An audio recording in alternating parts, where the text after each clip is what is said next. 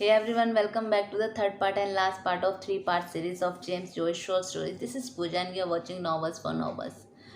James Joyce जो एक Irish writer थे, नॉवलिस्ट थे, पोएम राइटर थे। उनका जो शॉर्ट स्टोरी कलेक्शन है डबलिनर्स, जो 1914 में पब्लिश हुआ था, जैसे कि मैंने प्रीवियस पार्ट में भी बताया है। तो जो इनका ये डबलिनर्स शॉर्ट स्टोरी कलेक्शन है, बुक का नाम है डबलिनर्स। तो ये जो फर्स्ट ईयर में था वो इतना फेमस नहीं था, तब ये इतना सोल्ड आउट भी नहीं हुआ था। 379 स्कूल बुक इनकी सोल्ड आउट हुई थी, जिसमें कि 120 तो खुद जेम्स जॉयस ने खरीदी थी। तब इतने फेमस नहीं थे ये। उनका जो ये शॉर्ट स्टोरी कलेक्शन है डबलिनर्स, वो भी इतना फेमस नहीं था, इनका वर्क इतना फेमस नहीं था। लेकिन इनका जो वर्क है वो अब one of the milestone of modern literature की कैटेगरी में आता है। अभी इतने फेमस है, उनका वर्क इतना फेमस है। तो ये जो डबलिनर्स है, इसमें टोटल 15 शॉर्ट स्टोरी हैं। जो फर्स्ट शॉर्ट स्टोरी है वो है द सिस्टर, सेकंड है एन एनकाउंटर, थर्ड अरबी, जिसका आज हम बात करेंगे।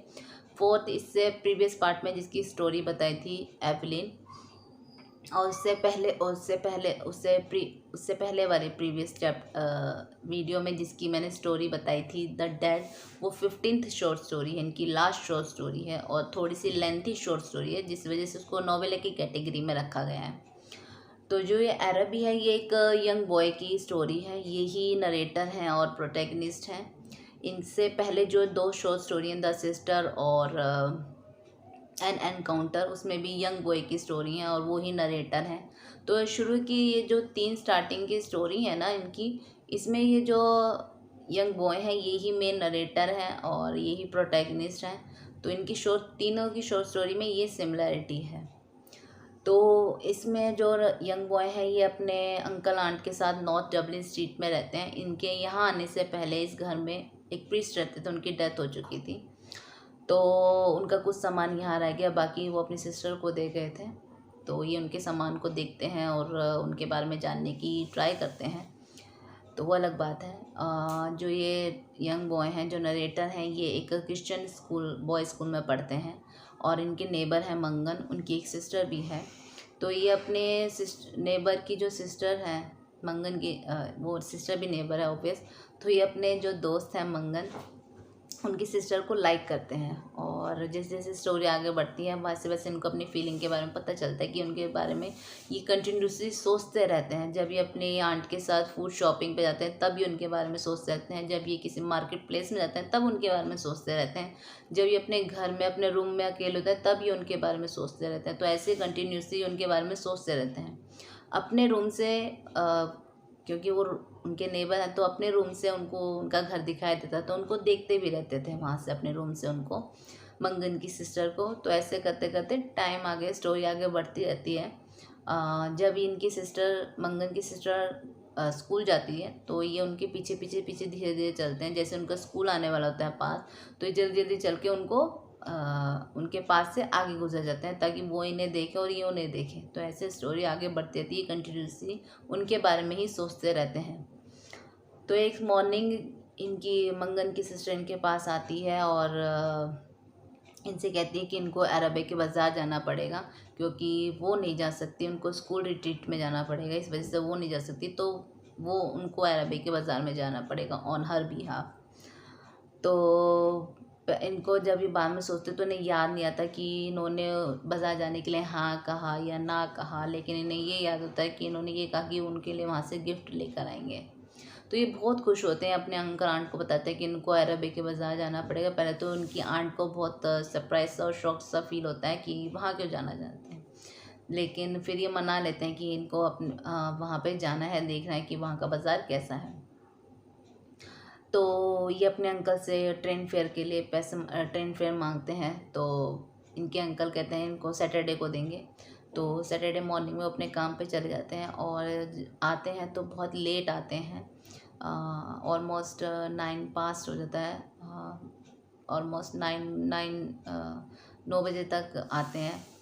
तो बहुत थोड़ा लेट हो चुका होता है। तो ये अपने अंकल से ट्रेन फेयर मांगते हैं, लेकिन इनके अंकल मना कर देते हैं कि अब क्या करोगे जाके, फिर कभी जाना, अब तो लेट हो गए। लेकिन ये नहीं मानते, ये हमसे ट्रेन फेयर लेके और चले जाते हैं। जब ये अरबे के बाज़ार पहुंचते हैं तब तक 10 बज चुके होते हैं। तो वहाँ पहुँचते हैं, देखते हैं कि जो मोस्टली स्टॉल हैं सब बंद हो गए हैं और एक इक्का दुक्का खुले हुए हैं। जो लोग हैं अपना स्टॉल बंद करके अपने पैसे गिन रहे हैं और कुछ लोग इन्हें देख रहे हैं जिनके स्टोर खुले हुए हैं। लेडी का एक स्टोर खुला है, वो इन्हें देख रही है ताकि वो इनके पास आए कस्टमर बन के इनसे उससे कुछ सामान ले। लेकिन वहाँ जाके ये देखते हैं, सोचते रहते हैं और ये सोचते सोचते जैसे वहाँ पे खड़े होते हैं, देख रहे होते हैं कि कुछ ले तो पाएंगे नहीं, अब तो सब कुछ बंद हो गया। ये बहुत ही डिप्रेस्ड और सैड फील करते हैं और इन्हें बहुत दुख होता है। तब वहाँ पे इन्हें पता चलता है कि ये जो उनकी सिस्टर के लिए फ़ील करते थे, मंगन की सिस्टर के लिए, ऐसा कुछ नहीं है, वो एक टेम्परेरी इन्फेक्चुएशन था। वो उनके लिए कुछ फ़ील नहीं करते और इन्होंने यहाँ आके बहुत बड़ी गलती कर दी। तो ये जब सब फीलिंग्स वगैरह ये सब ऐसा कुछ था नहीं, तो यहाँ आगे इनको रियलाइज़ होता है।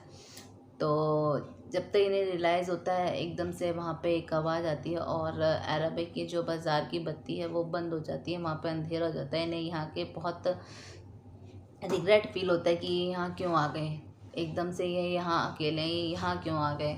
वहाँ जाके इन्हें अपनी फीलिंग्स का पता चलता है कि ऐसा कुछ है नहीं, जो ये सोचते रहते थे उनके बारे में, इन्होंने अपना टाइम वेस्ट किया, ऐसा कुछ नहीं था। वहाँ जाके इन्हें बड़ा दुख हुआ। तो इस स्टोरी का एंड भी जो है वो यही है। इनकी बाकी शॉर्ट स्टोरी की तरह जो एंड है वो डिसअपॉइंटिंग है। जो प्रोटैगनिस्ट की जो स्टोरी जो स्टार्टिंग होती है स्टोरी की, वो एंड में आके भी वहीं पे हो जाती है, क्योंकि स्टार्टिंग में ये पूरी इन्होंने अपनी इस स्टोरी में इन्होंने नहीं बताया होता मंगन की सिस्टर को कि उनको लाइक करते हैं। दोनों आपस में इतनी बात भी नहीं करते। तो जो एक तरह से दोनों ये उनसे जैसे बताया स्टोरी के बीच में कि उनसे प्यार तो करते हैं लेकिन उनको नहीं बता पाए। तो एक तरह से दोनों करेक्टर आपस में मिल भी नहीं पाए एंड में। तो स्टोरी का जो एंड है वो भी बहुत डिसअपॉइंटिंग है।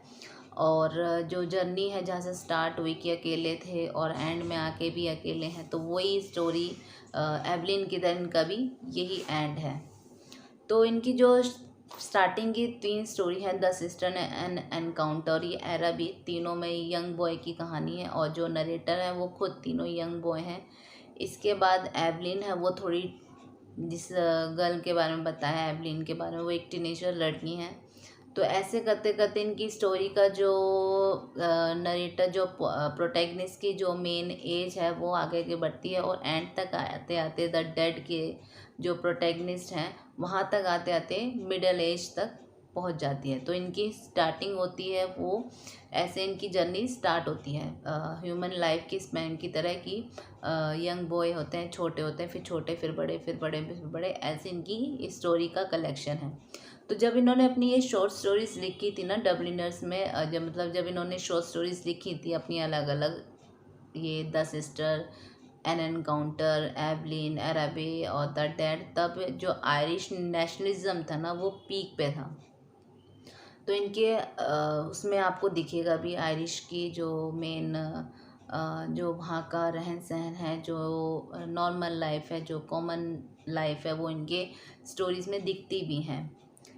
तो बस इनकी शॉर्ट स्टोरी का यही एंड आज लास्ट पार्ट था और इनकी सीरीज़ का आखिरी पार्ट है। जो इनका नॉवल है यूलिसिस वो भी बहुत फेमस है और किसी और दिन किसी और वीडियो में उसकी भी समरी बताऊंगी। तो तब तक के लिए नेक्स्ट पार्ट के लिए नेक्स्ट वीडियो के लिए एक नई वीडियो के साथ, एक नए नॉवल या एक शॉर्ट स्टोरी के साथ, मोस्ट प्रोबेबली नॉवल ही होगा, उसी की समरी के साथ फिर मिलते हैं नेक्स्ट वीडियो में। तब तक के लिए take care, good bye, bye bye guys.